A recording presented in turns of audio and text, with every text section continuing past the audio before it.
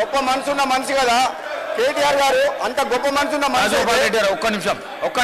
ఒక్క నిమిషం గౌరవ ముఖ్యమంత్రి గారు. స్పీకర్ సార్,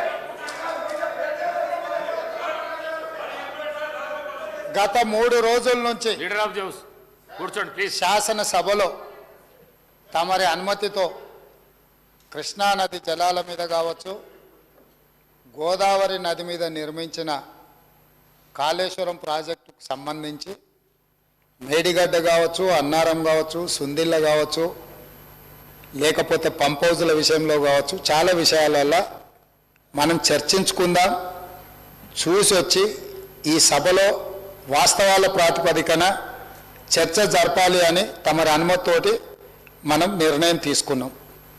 వాస్తవంగా ఈ రైతుల పట్ల, తెలంగాణ సమాజం పట్ల గౌరవం ఉంటే ప్రధాన ప్రతిపక్ష పార్టీ ప్రభుత్వ ఆహ్వానాన్ని దృష్టిలో పెట్టుకొని అందరం కలిసి అక్కడికి వెళ్ళి ఆ ప్రాజెక్టులను పరిశీలించి అక్కడ జరిగిన నష్టాన్ని, రైతులకు వచ్చిన కష్టాన్ని అర్థం చేసుకొని ఆ సమస్యకు ఒక పరిష్కారం చూపించే అవకాశం ఉండే.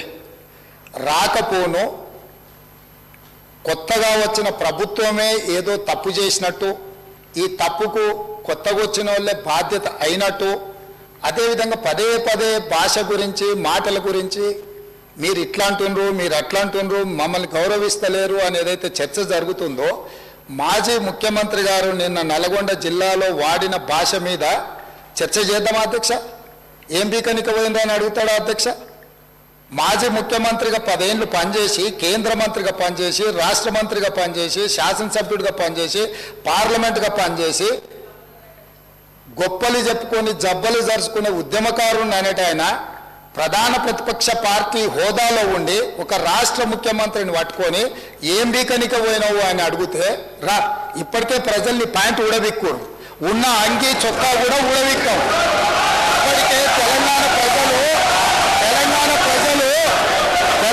ప్రజలు మొన్న జరిగిన ఎన్నికలలో మీ ప్యాంటు ఊడబిక్కిరు. ఇవాళ ఆ ప్యాంటు ఊడబీకితే చెప్పుకునే దిక్కు లేక బొక్కబోర్లో పడితే బొక్కలు ఇరిగినాయి మీకు. అయినా మీ బుద్ధి మారలేదు. ఒక ముఖ్యమంత్రిని పట్టుకొని ఏంది కనుక పోయినామని అడుగుతారా అధ్యక్ష? ఇది పద్ధత? ఈ రాష్ట్రం 4 కోట్ల ప్రజలు ఓట్లేసి గెలిపించిన ముఖ్యమంత్రిని పట్టుకొని ఏంది కనుక పోయినామని అంటారా అధ్యక్ష? ఇదేనా తెలంగాణ సాంప్రదాయము? ఈరోజు నేను మళ్ళీ అడుగుతున్నా అధ్యక్ష, ఈరోజు మేడిగడ్డ మేడి పండులాక కుంగిపోతే మేడిగడ్డల నీళ్లు నింపడానికి అవకాశం ఉందా అధ్యక్ష? ఇవాళ మీరే సాగునీటి పారుదల శాఖ మంత్రులుగా పనిచేశారు కదా. చంద్రశేఖరరావు గారు, హరీష్ రావు గారు ఇద్దరు సాగునీటి పారుదల శాఖ మంత్రిగా పనిచేశారు కదా అధ్యక్ష. ఈరోజు వాళ్ళకే పెత్తనం ఇస్తాం, వాళ్ళనే చేయమని. ఈరోజు ఏ రకంగా మేడిగడ్డలో నీళ్లు నింపుతారో, మేడిగడ్డ నుంచి నీళ్లు ఎత్తి అన్నారంలో పోస్తారో, అన్నారంలో నుంచి సుందిలలో ఎట్లా పోస్తారో బాధ్యత వాళ్ళని తీసుకోమని అధ్యక్ష.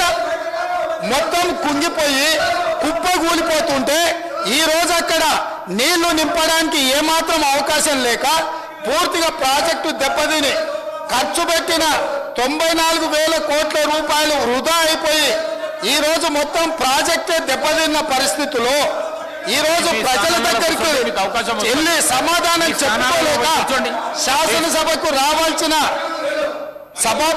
ఉపనాయకుడు ఇక్కడ సభలోకి రాకుండా పారిపోయి ఈరోజు చర్చ చేద్దామంటే రాకుండా ముఖ్యమంత్రి గారిని పట్టుకొని ఇట్లా మాట్లాడొచ్చా అధ్యక్ష? అందుకే నేను ఒకటే మాట్లాడుతున్నా, మీరు ఇవాళ చర్చకు సిద్ధమైతే పిలువండి. మీ పార్టీ నాయకుడిని, మీ సభాపక్ష నాయకుడిని చర్చ చేద్దాము. రేపు సాయంత్రం వరకైనా కాళేశ్వరం ప్రాజెక్టు మీద, గోదావరి జలాల మీద ఈ ప్రభుత్వం చర్చ చేయడానికి సిద్ధంగా ఉంది. పారిపోయి ఫామ్ హౌస్